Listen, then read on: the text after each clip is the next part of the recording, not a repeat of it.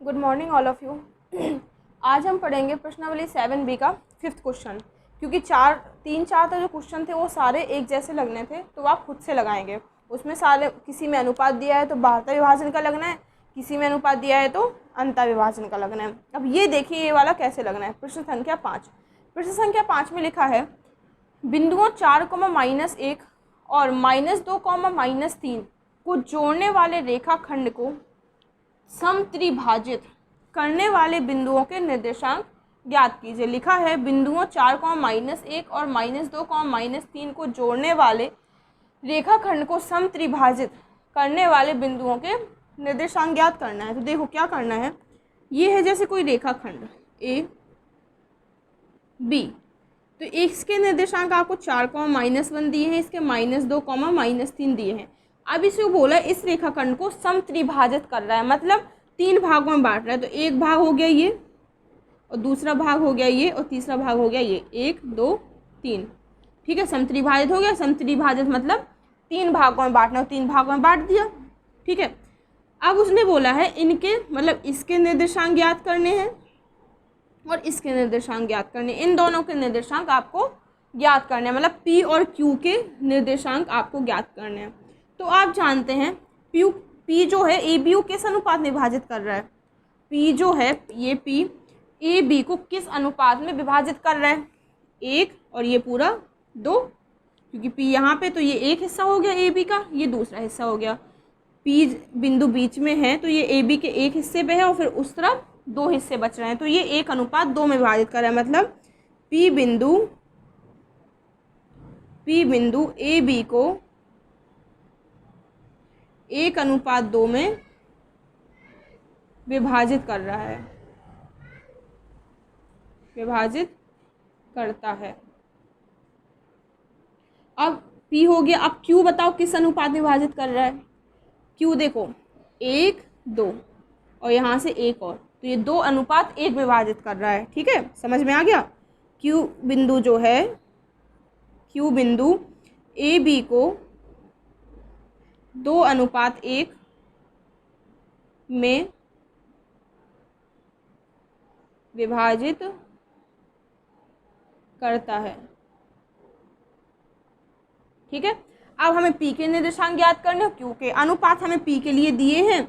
P के लिए अनुपात है 1:2 और Q के लिए अनुपात है 2:1। तो यही अनुपात M1 M2 की वैल्यू हो जाती है, ये M1 M2 की। अब देखो इसमें ये कैसे पता चलेगा कि अंतः विभाजन का लग रहा है कि बाह्यता विभाजन का। एक चीज़ बताओ, AB को PQ जो बिंदु है AB को रेखा के अंदर ही तो विभाजित कर रहे हैं, उस साइड थोड़ी विभाजित कर रहे हैं, रेखा के अंदर ही तो विभाजित कर रहे हैं। तो PQ हो गया अंतः विभाजन, मतलब इसमें कौन सा सूत्र लगेगा, अंतः विभाजन का। तो हम P के निर्देशांक ज्ञात कर सकते हैं।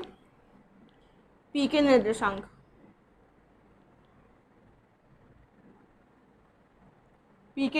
ज्ञात करने के लिए अनुपात हमें कितना है, 1:2, ठीक है। तो हम लिख लेंगे अनुपात 1:2 में।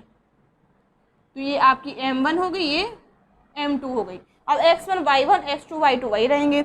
ये है X1, ये Y1, ये है X2 और ये Y2। अब लगा दो अंतः विभाजन का सूत्र क्या होता है। अंतः विभाजन बराबर M1 X2 plus M2 X1 बटे M1 प्लस M2। दूसरा होगा M1 Y2 plus M2 Y1 बटे M1 प्लस M2। और करेंगे M1 दिया है 1, ठीक है। X2 दिया है -2 प्लस M2 दिया है 2 और X1 दिया है 4।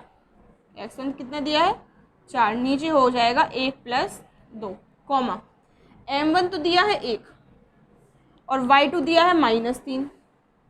M1 1 और Y2 -3 प्लस M2 दिया है 2 और Y1 दिया है -1। तो ये -1 हो गया, नीचे 1 + 2 हो गया। अब देखो ये -2 है तो -2 एकम 2 प्लस 4 दूनी 8/2 1 3। यहाँ माइनस का 3 एकम 3, माइनस का 2 एकम 2/3। 8 में से 2 गई तो कितने बचेंगे? 6, प्लस के 6/3। ये -3 2 5/3, ये कट जाएगा तो ये 3 दूनी 6, तो 2 -5/3। मतलब हमें P बिंदु के निर्देशांक मिल गए हैं। ये P बिंदु के निर्देशांक हमें मिल गए हैं 2, -5/3। अब हम निकालेंगे Q बिंदु के निर्देशांक। Q के लिए हमें अनुपात चेंज कर देना है, बाकी x1 y1 x2 y2 की वैल्यू वही रहना है। अनुपात अपना 2:1 आ जाएगा। चलो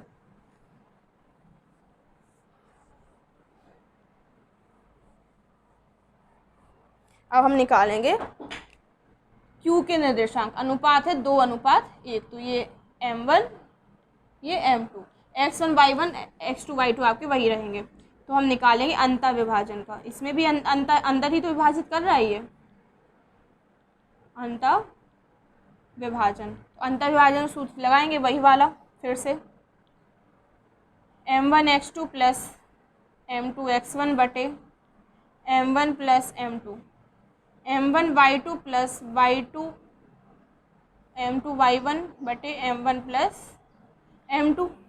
अब m2 तो 2 है, x2 है आपका -2 प्लस m2 1 x1 है आपका 4 बटे 2 + 1, m1 है आपका 2, y2 है -3 और m2 है 1, y1 है -1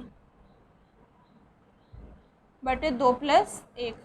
ठीक है, यहाँ तक आ गया समझ में। अब इसे सॉल्व कर लेंगे। इसे सॉल्व करेंगे तो 2 दूनी 4 और 4 एकम 4, तो ये हो गया 2 + 1 नीचे हो गया।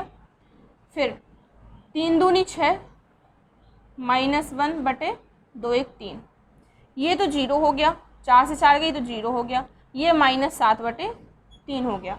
तो आपके Q बिंदु के निर्देशांक आए हैं 0, -7/3। ये है इसका आंसर। यही आपको ज्ञात करना था। बीच के जो बिंदु इसको काट रहे हैं, त्रिभाजित कर रहे हैं, उन दोनों के निर्देशांक आपको ज्ञात करने थे। तो ये आ गए उन दोनों के निर्देशांक।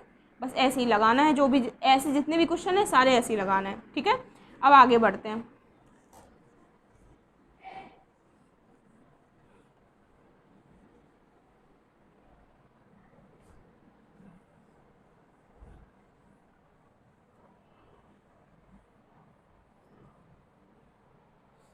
अगला आपको दिया है एक रेखाखंड का एक अंत बिंदु 13,19 है।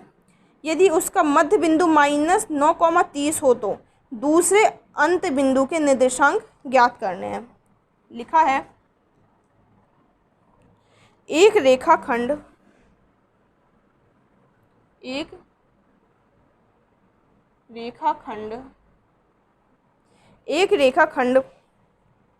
का एक अंत बिंदु, एक रेखाखंड का एक अंत बिंदु, एक रेखाखंड का एक अंत बिंदु 13,19 है, 13,19 है। यदि उसका मध्य बिंदु, यदि उसका मध्य बिंदु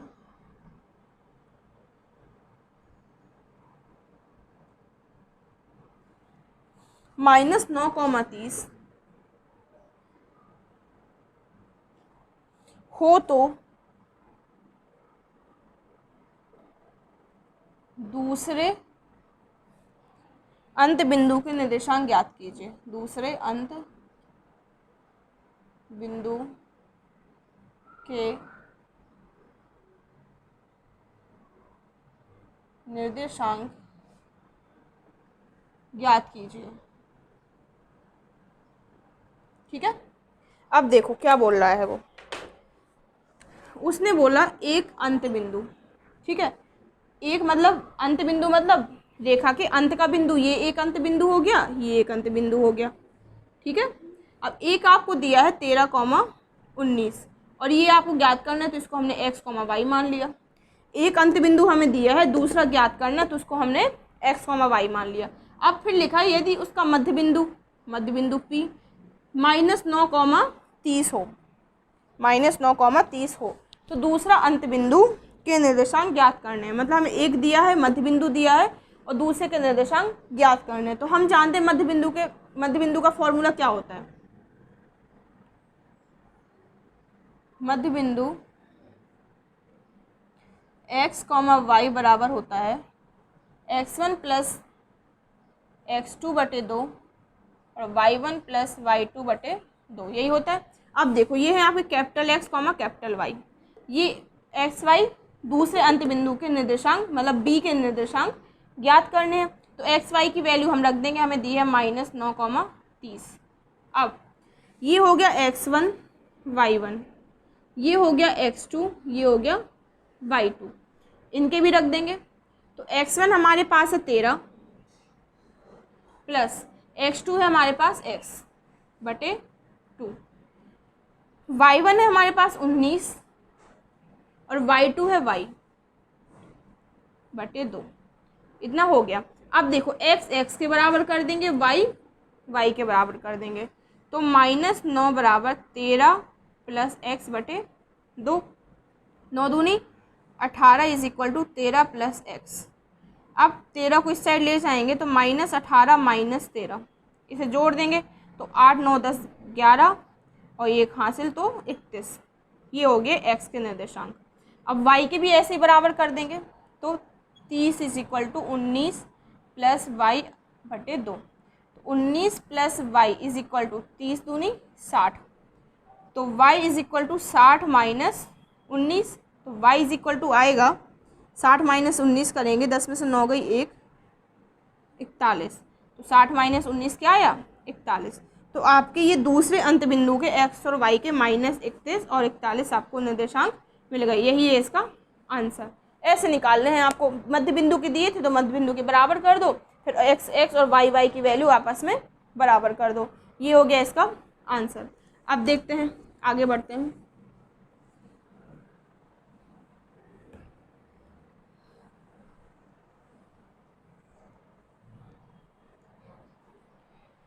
अगला क्वेश्चन आपको दिया है, बिंदु -4, -3 और 5, 2 से खींचे जाने वाले रेखाखंड x अक्ष को किस अनुपात में विभाजित करता है, ये आपको ज्ञात करना है। ये आपको क्या करना है, ज्ञात करना है। लिखा है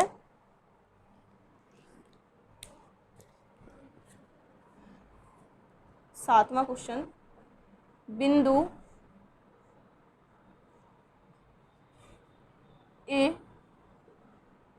ए दिया है -4, -3 और बी दिया है 5, 2, ठीक है। ए और बी आपको दिया है, तो करना क्या है, से खींचा जाने वाला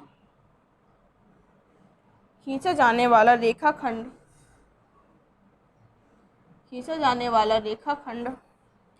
x अक्ष को किस अनुपात में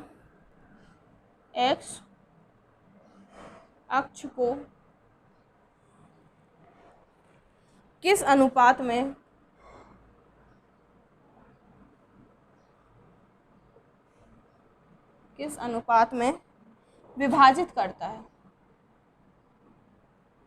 मतलब हमें अब अनुपात ज्ञात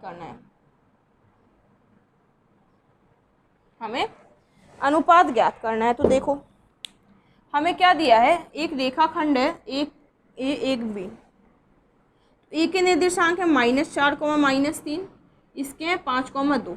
अब उसने बोला है x अक्ष को किस अनुपात, मतलब उसने क्या बोला है, x अक्ष। तो x अक्ष पे हम जानते हैं, अगर x अक्ष पे काट रहा है तो x अक्ष के निर्देशांक पे हो जाएगा x, 0। मतलब अगर x अक्ष पे कोई काट रहा है तो उसके निर्देशांक x, 0 हो जाएंगे। मतलब ये हो गया x, 3 स्टार्ट, तो ये x, 0 हो गया। यहाँ के निर्देशांक क्या हुए, x, 0। अब उसने बोला है कि आपको x अक्ष पे काटता है, तो आपने x अक्ष के निर्देशांक ज्ञात कर लिए x, 0। अब आपको किस अनुपात में विभाजित करता है, वो अनुपात मतलब m1 और m2 की वैल्यू निकालनी है। तो देखो हम क्या करेंगे, अंतर विभाजन का सूत्र लगाएंगे, क्योंकि अंतर ही काट रहा है। अंतर विभाजन का हम सब जानते हैं, होता है कैपिटल X, कैपिटल Y बराबर m1x2 प्लस m2x1 बटे m1 प्लस m2। फिर होता है m1y2 प्लस m2y1 बटे m1 प्लस m2 होता है। अब देखो आपको x, y मतलब ये कैपिटल X, कैपिटल Y दिए हैं x, 0। अब m1 ये तो हो गया आपका x1 y1 x2 y2 और m1 m2 आपको अनुपात निकालना है, तो m1 तो m1 रहेगा, x2 आपको 5 दिया है तो ये 5 हो गया, प्लस m2 आपको कुछ नहीं दिया तो m2 रहेगा, x1 आपको -4 दिया तो ये -4 हो गया बटे m1 plus m2 comma m1 कुछ नहीं दिया तो m1 हो गया, y2 दिया है 2 प्लस m2, y1 दिया है -3 बटे m1 प्लस m2। अब देखो ये अगर हम बराबर करते हैं तो यहाँ x से यहाँ ये तो m1 m2 की वैल्यू नहीं निकल पाएगी, लेकिन y बराबर 0 है, y बराबर 0 है तो हम इसको बराबर कर देंगे तो हमारे अनुपात आ जाएंगे, मतलब y की वैल्यू हम बराबर कर देंगे। तो 0 बराबर 2m1 माइनस 3m2 बटे m1 प्लस m2। अब ये पूरा तो 0 हो गया क्योंकि नीचे वाला यहाँ जाएगा तो ये 0 हो जाएगा, तो बचेगा 2m1 माइनस 3m2 बराबर 0। अब ये प्लस का उस साइड हो जाएगा जाकर, तो ये 3m2 हो गया। अब हमें अनुपात ज्ञात करना है, मतलब m1 बटे m2 ज्ञात करना है, तो ये तो m1 रहा, m2 नीचे आ जाएगा और ये 2 इसके नीचे चले आएगा, तो क्या आ गया m1 m2 आ गए 3:2, तो m1 अनुपात m2 आ गया 3:2 आंसर। ऐसे ही आपको ज्ञात करना है। x के हम बराबर करते तो हमें कुछ नहीं मिलता, तो हमें जहाँ से वैल्यू मिली हमने उसको बराबर कर दिया, हमें y = 0 दिया है तो हमने उसको बराबर कर दिया। अब जहाँ भी आपको समझ नहीं आया हो तो कमेंट करें, कमेंट में पूछें, और जहाँ भी दिक्कत हो तो एक बार खुद से भी ट्राई करें, आपको सारे क्वेश्चन बने, इसके बाद के सारे क्वेश्चन आप एक बार खुद से ट्राई करना। और अगर वीडियो पसंद आई हो तो लाइक करें, शेयर करें और सब्सक्राइब करें। Thank you.